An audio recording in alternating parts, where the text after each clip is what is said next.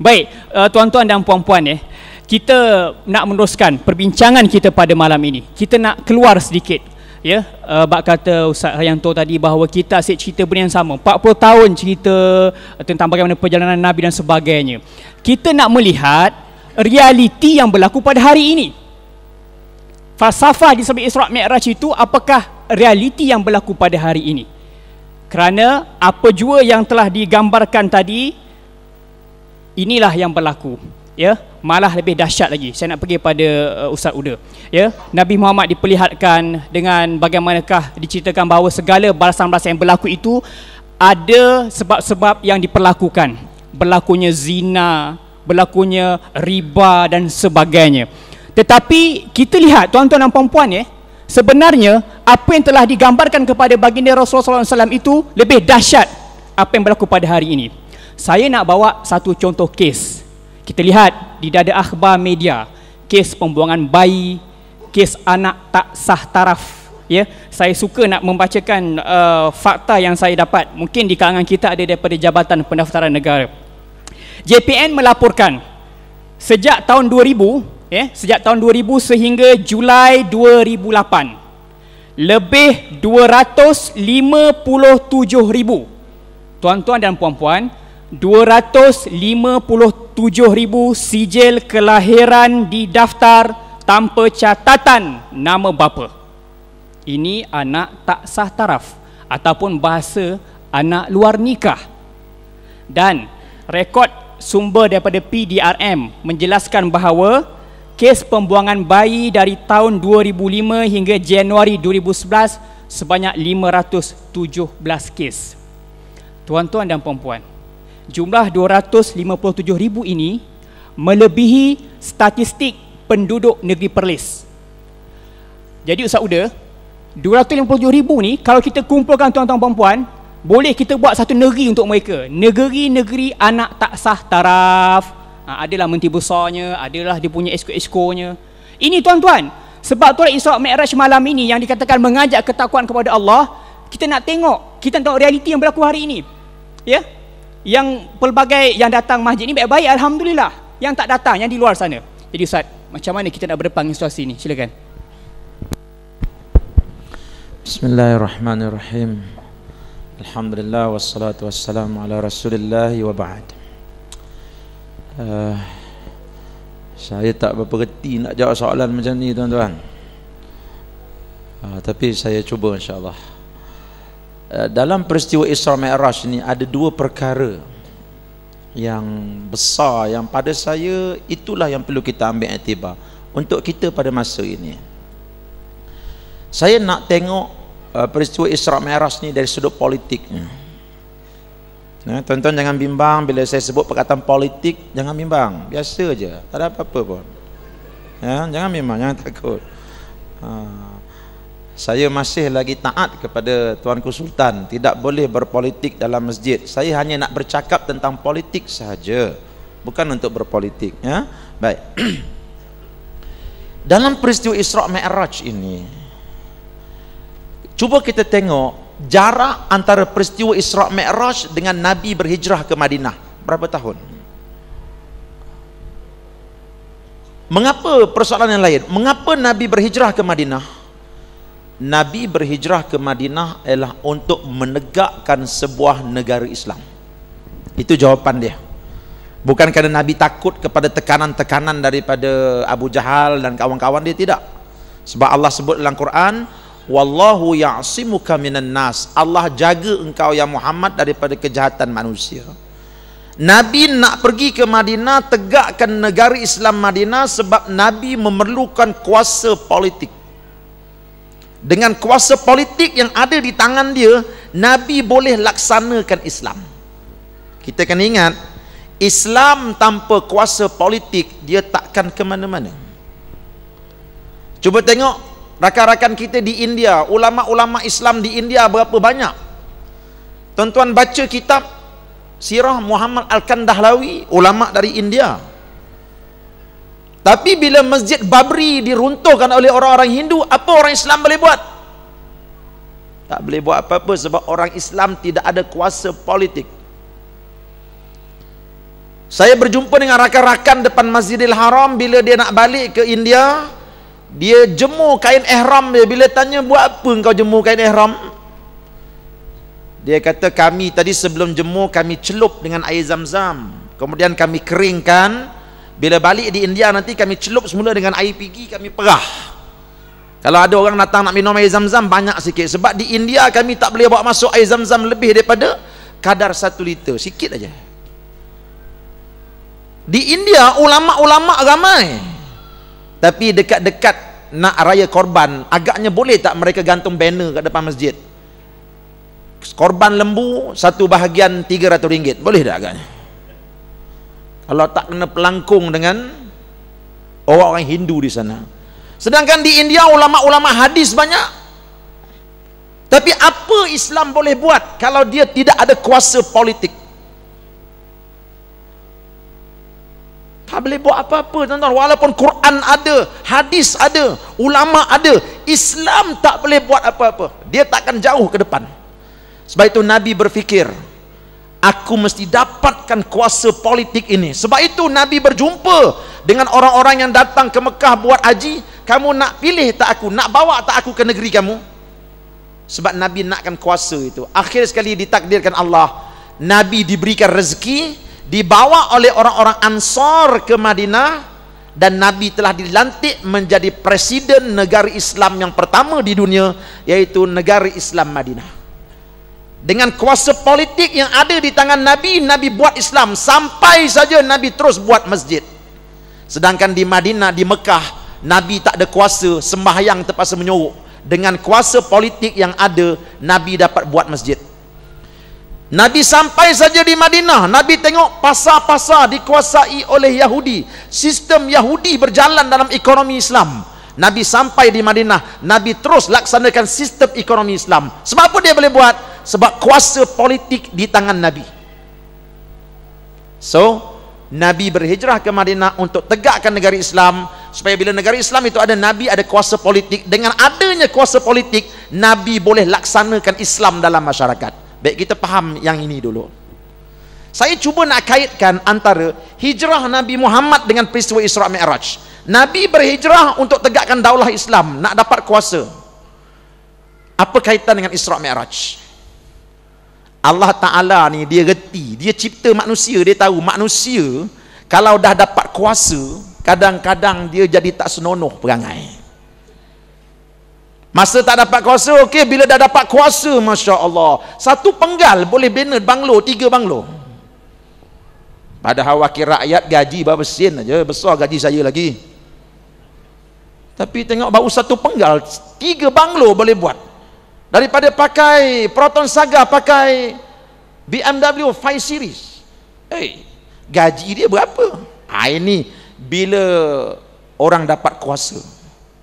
Sebab itu Allah Ta'ala dia tahu manusia. Manusia bila dapat kuasa, kalau tidak dititipkan iman yang teguh dalam hati, dia akan rosakkan dunia ini. Sebab itu Allah buat peristiwa Isra Mi'raj setahun sebelum Allah Ta'ala kurniakan kuasa kepada orang Islam di Madinah. Jadi jarak antara hijrah dan juga peristiwa Isra adalah setahun. Semasa peristiwa hijrah Isra Mi'raj ini berlaku, Nabi Muhammad SAW di-mi'rajkan ke langit. Di situ diperlihatkan kepada baginda tentang syurga dan neraka secara live. Nabi tengok. Sebab tak lama lagi Allah nak bagi kuasa politik dekat dia.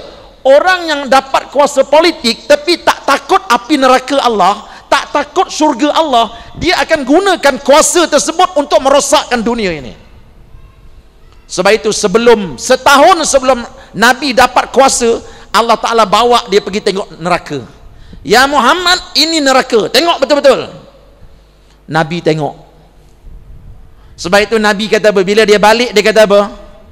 Lau ta'lamu ma'a'lamu la dhahiktum qalila wa la bakaitum kathira.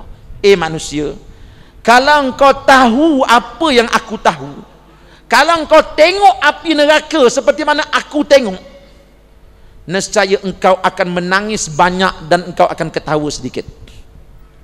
Nampak tuan-tuan? Nabi bukan nak dipilih jadi JKK, tuan-tuan. Nabi nak dipilih jadi presiden. Allah Ta'ala nak seorang presiden, seorang perdana menteri, lihat bagaimana api neraka Allah, supaya bila dia menjadi perdana menteri, ingatan dia kepada api neraka itu akan menjadikan dia seorang perdana menteri yang cukup takut kepada Allah Subhanahu wa Ta'ala.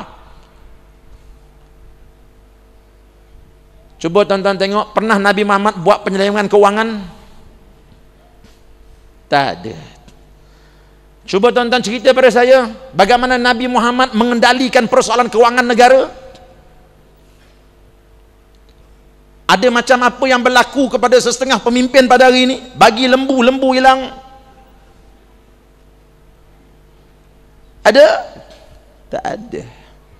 Nabi Muhammad tuan-tuan sebagai presiden negara Islam, satu hari dia tidur, di tepi dia ada dua biji buah kurma. Tiba-tiba cucu dia Hasan dan Husin sedang main. Hasan dan Husin nak ambil buah kurma makan. Dia kata, "Cu, jangan makan buah kurma ini." "Mengapa, Tok? Kami lapar." "Atuk tak tahu kurma ini sedekah ke hadiah? Kita golongan para anbiya dan keluarga-keluarga tak boleh makan benda-benda sedekah, haram. Benda hadiah boleh, tapi Tok tak tahu kurma ini sedekah ke hadiah. So jangan makan ya, Cu."